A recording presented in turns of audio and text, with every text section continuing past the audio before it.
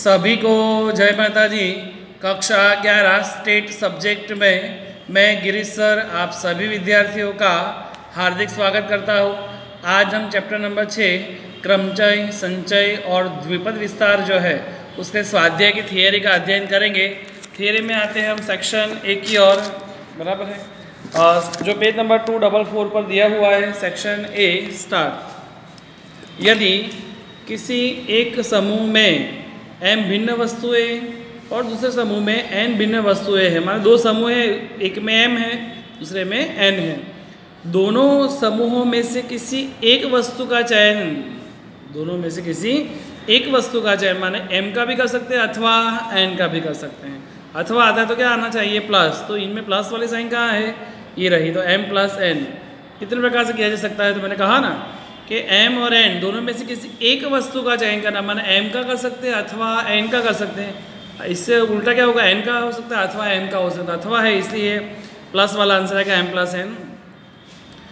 यदि प्रथम क्रिया m प्रकार से दूसरी क्रिया n प्रकार से हो, दोनों क्रियाएं संयुक्त प्रकार, संयुक्त माने m और n दोनों आने चाहिए, और है तो गुणाकार वाली साइन आएगी इसमें आंसर में, तो m और n। नेक्स्ट n फैक्टोरियल अर्थात क्या है, तो 1 से n तक की प्राकृतिक संख्याओं का गुणाकार। फैक्टोरियल n फैक्टोरियल क्या था, तो 1 से जहाँ तक n दिया हो वहाँ तक का गुणाकार, माने 1 से n तक की प्राकृतिक संख्याओं का गुणाकार। क्रमचय और संचय के प्रचलित संकेत अनुसार निम्न में से कौन सा संबंध सही है, माने क्रमचय और संचय के बीच में कौन सा संबंध है, तो ऐसा संबंध है NCR is equal to NPR upon R factorial. NCR is equal to NPR upon R factorial. पाँचवा, NCR का मूल्य निम्न में से किसके बराबर है, तो NCR का मूल्य NCN माइनस R के बराबर होता है। NCR का हो या NCN माइनस R का हो, दोनों एक ही बात है। NC0 प्लस NC1 का मूल्य ज्ञात कीजिए। आप जानते हो कि NC0 हो तो आंसर किसी भी संख्या का 0, किसी भी संख्या का 0 दिया हो तो क्या आंसर आता है 1, और NCN माने n को n से भागने पर भी आंसर क्या आएगा 1, माने 1 प्लस 1 तो आंसर क्या आएगा 2। n प्लस 1 फैक्टोरियल बराबर 120 हो तो n का मूल्य कितना होगा, तो ये इन सबका टोटल फैक्टोरियल जो है वो 120 गुणा कराना चाहिए। वैसे 5 फैक्टोरियल बराबर 120 आता है, जैसे कि हम लिखे अगर ऐसा 5 गुणा 4 गुणा 3 गुणा 2 गुणा 1, 5 गुणा 4 गुणा 3 गुणा 2 गुणा 1 लिखे, तो 5 इन सब का गुणाकार कितना था 120। उसमें एक संख्या तो हमारे पास है, उसमें लिखा है ब्रैकेट में 1, तो यहाँ पे कितने आने चाहिए 4, 4 प्लस 1 तभी तो 5 होंगे, 5 फैक्टोरियल होगा, माने यहाँ पे n बराबर क्या आएगा 4। x plus a n minus 1 घात हो तो विस्तार का कुल कितने पद होंगे, पद टोटल n होते हैं। 10 गुणा n फैक्टोरियल बराबर 240 हो तो n का मूल्य कितना होगा, तो n का मूल्य कितना होगा 4। कैसे, तो 4 गुणा 3 गुणा 2 गुणा 1 करो माँ, तो 4 गुणा 3 4 तिया 12, 12 दूनी 24, ऐसा होगा बेटा। 4 फैक्टर होगा, 4 गुणा 3 गुणा 2 गुणा 1, माने 4 तिया 12, 12 12, फिर ये 2 से गुणा करें अगर हम, तो 4 तिया 12, 12 दूनी 24 एकम 24, 24 का 10 से गुणा करेंगे 240 आ गया कि नहीं। तो यहाँ पे कितने फैक्टोरियल होने चाहिए 4 फैक्टोरियल। x प्लस a की n घात के विस्तार का अंतिम पद बताओ। अंतिम पद हमेशा a की n घात होता है। और एक राउंड में 3 व्यक्तियों को बैठने के लिए 8 स्थान है, कितने स्थान है 8 स्थान है, 8 व्यक्ति में 3 व्यक्ति को बैठाना है, तो इसके कितने प्रकार से बैठेंगे, तो 8 में से 3 को बैठाना 8 स्थान में से, तो 8p3 c आएगा बैठने के प्रकार है, गठन के प्रकार इससे p आएगा np3 बराबर है, माने 8p3। सेक्शन बी क्वेश्चन 1, क्रमचय व संचय के बीच का मुख्य अंतर क्या है, तो क्रमचय में क्रम का महत्व है जबकि संचय में क्रम का नहीं, चयन का महत्व है, बराबर, ये मुख्य अंतर। फिर से क्रमचय व संचय के बीच में मुख्य अंतर क्या है, तो क्रमचय में क्रम का महत्व है जबकि संचय में क्रम का नहीं पर चयन का महत्व है। और गणना के योग का मूलभूत सिद्धांत बताए गए, जो पेज नंबर 215 पर है, तो देखते हैं 215 नंबर का पेज, उसमें लिखा है योग का मूलभूत सिद्धांत कि एक समूह में n भिन्न वस्तुएं तथा दूसरे समूह में n भिन्न वस्तुएं हो, माने एक में m वस्तुएं दूसरे में n वस्तुएं, इन दोनों समूहों की कुल वस्तुओं में से किसी एक वस्तु का चयन किया जाए, दोनों में से किसी एक वस्तु का चयन किया जाए, माने एम का चयन कर सकते हैं अथवा एन का, एम का कर सकते हैं अथवा एन का, तो अथवा आया तो यहाँ चयन किया जाता है, एन प्रकार से हो सकता है। इस नियम को गणना के योग का नियम कहते हैं। माने यहाँ से 1 2 3 लिखना है। यहाँ पे उन्होंने चित्र बना के दिया है कि प्रथम समूह में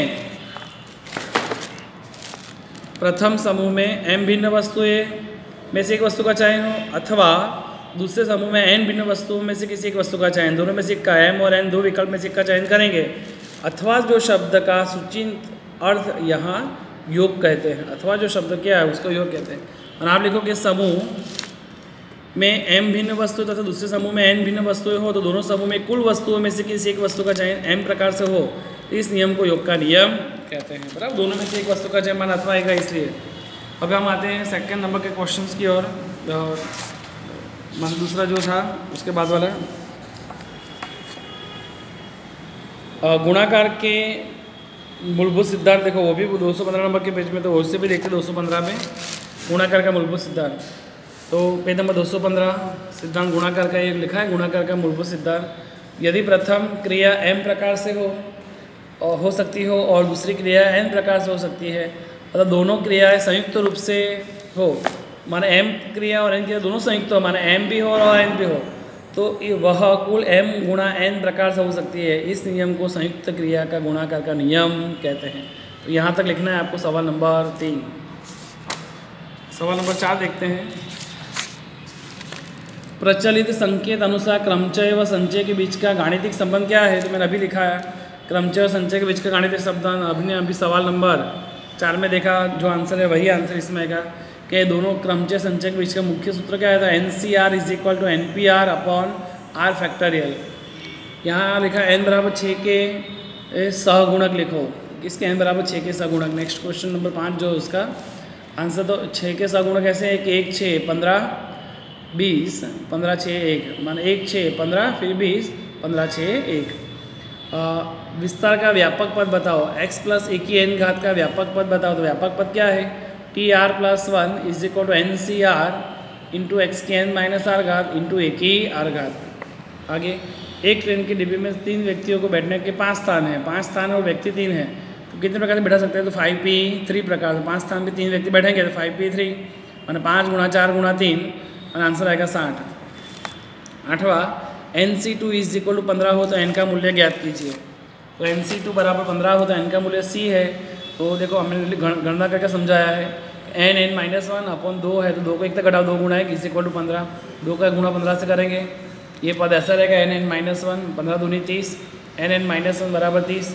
30 के n और n - 1 दो संख्या है, तो 30 को 2 अवयव निकालो, ऐसे जो 2 इसका गुणाकार 30 आए तो 6 पंचे 30, और उत्तर तक क्रम में भी है 6 × 5 माने n - 1 रखेंगे तो 6 में से गया तो 5। देखो ये दोनों पद समान हुए कि नहीं, माने n की जगह कितना है 6, n = 6। और क्वेश्चन नंबर 9 देखते हैं क्या लिखा है उसमें। NP3 = 210 हो तो n का मूल्य क्या होगा? तो यहाँ लिखा है NP3 = 210 है, p है तो 3 तक घटाएंगे, n - 1 n - 2 = 210, n - 1 n - 2 210 के ऐसे 3 अवयव निकालो, n n - 1 n - 2 3 है तो 210 के भाग किए मैंने, तो 2 से भाग दिया 105 को 3 से भाग किया तो 35 को 5 से भाग किया तो 7 है, कम 7। तो देखो बड़ी संख्या 7 तो है ही, फिर इन दोनों का गुणा अगर 2 3 कितने होंगे 6 और 5 के 5, तो 7 6 5 3 संख्या मिली है उत्तर क्रम में, उत्तर क्रम में ही मिलनी चाहिए 7 6 5। तो 7 में से घटाओ, 7 के साथ रखो, 7 में से घटाओ तो 6 मिलेंगे, 7 में से 2 घटाओ तो 5। तो यहाँ n के स्थान पे कितने हैं 7, ये मैंने पहले सिखा दिया है, इसे थोड़ा स्पीडी समझाया। सवाल नंबर 10, ट्यूसडे शब्द के सभी अक्षरों से नए कितने गठनों की रचना कर सकते हैं? नए कितने गठनों की रचना? सबसे पहले ट्यूसडे शब्द में कितने अक्षर है? 7 अक्षर, तो सभी अक्षरों के गठन से के कुल उसका कितने नए शब्द बन सकते हैं? 7 शब्दों को 7 प्रकार रखेंगे तो 7p7 फैक्टोरियल, तो 7 को 1 तक घटाते जाओ तो 5040 आएंगे। अब नए गठन की बात की है तो ट्यूसडे शब्द निकाल दोगे तो पुराना हो गया, माने 50 40 माइनस 1 शब्द जो ट्यूसडे का शब्द बना हुआ था वो, माने अब उसके अलावा कितने नए शब्द बनेंगे? 5039। 11वां सवाल, वियान शब्द के अक्षरों से कितने भिन्न भिन्न गठनों की रचना हो सकती है। तो वियान शब्द के अक्षरों से कितने शब्द बन सकते हैं। तो देखो यहाँ विहान में कुल कितने शब्द है 5, उसमें कोई रिपीट होता है तो ए रिपीट होता है, 2 बार रिपीट होता है भागाकार में ले जाओ, टोटल 5 अक्षर रिपीट होता है, 5 फैक्टोरियल, 2 रिपीट होता है 2 फैक्टोरियल, 5 गुणा 5 को 1 तक घटाओ, 2 को 1 तक घटाओ, माने 2 से 2 कट के 1 से कट गया, बचा क्या 3 चौक 12 50 60। तब 12वां सवाल, 5 अलग अलग पत्रों को 5 कवर में कितने प्रकार से रख सकते हो। तो 5 पत्रों को 5 प्रकार से रख सकते हैं। तो 5p 5 इज इक्वल 5 फैक्टोरियल, 5 4 3 2 1 होगा, 5 को 1 तक घटाएंगे तो 120। 13वां सवाल, NPR अर्थात क्या है। NPR क्या है। तो n अलग अलग वस्तुओं में से r वस्तुओं की को r अलग स्थान में गठन करने की कुल संख्या NPR कहा जाता है।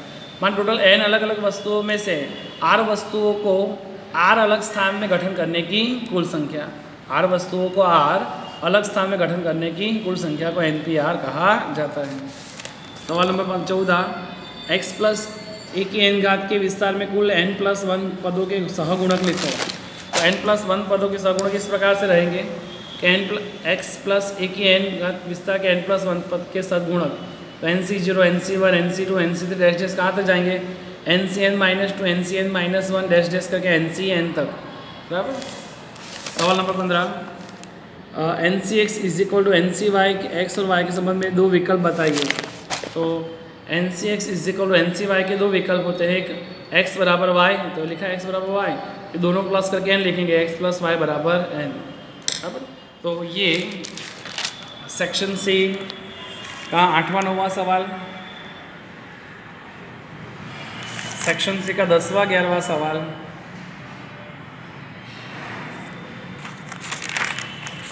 सेक्शन सी का 12 13 14 और 15 नंबर का सवाल। सभी विद्यार्थी आज के होमवर्क में चैप्टर नंबर 6 में सेक्शन ए और सेक्शन बी जो सिखा दिया वो अपने पक्की नोट में फेयर नोट में लिखें। सभी को जय माता जी।